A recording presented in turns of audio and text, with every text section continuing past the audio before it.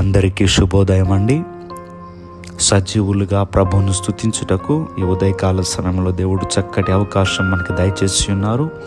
దేవుని యొక్క వాక్యమును ధ్యానం చేసుకుందాం. యెషయా గ్రంథము 49వ అధ్యాయము 15వ వచనము. స్త్రీ తన గర్భమున పుట్టిన బిడ్డను కరుణింపకుండా తన చంటి పిల్లను మరుచునా? వారైనా మరుతురు గాని నేను నిన్ను మరువను. ఈ లోక ప్రేమల్లో అన్ని ప్రేమల కంటే తల్లి ప్రేమ ఎంతో గొప్పది.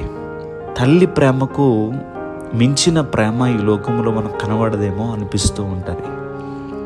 అయితే వాక్యములో మనం చూసినప్పుడు తన గర్భమున పుట్టిన బిడ్డను కరుణింపకుండా తన చంటి పిల్లను మరుచునా? ఏ తల్లైనా బిడ్డను మరిచిపోయే అవకాశం ఉంటుందంటారా? ఉండదు కదండి. కాకి పిల్ల కాకికి ముద్దు అంటారు. ఎలాంటి పిల్లలైనా తల్లిదండ్రులు ప్రేమిస్తూనే ఉంటారు.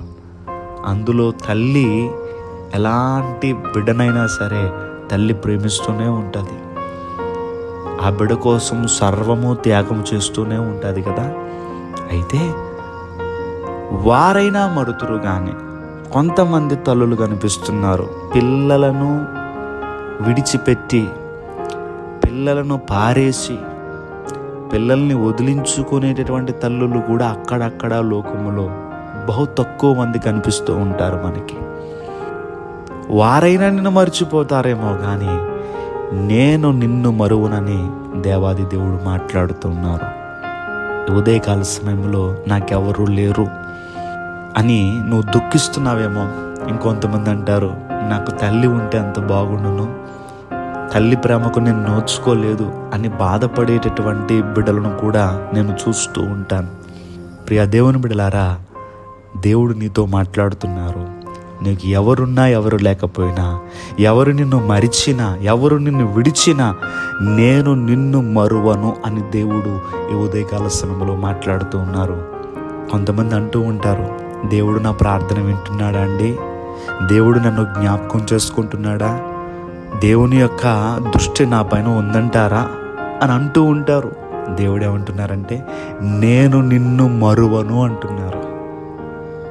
నువ్వేమో దృష్టిలో ఉన్నానా అనుకుంటే దేవుడేమో అసలు నా దృష్టిలో లేని టైం అంటూ లేదమ్మా, నిన్ను మరిచిపోయే అవకాశమే లేదు అని దేవుడి ఉదయకాల సమయంలో మనతో మాట్లాడుతున్నారు.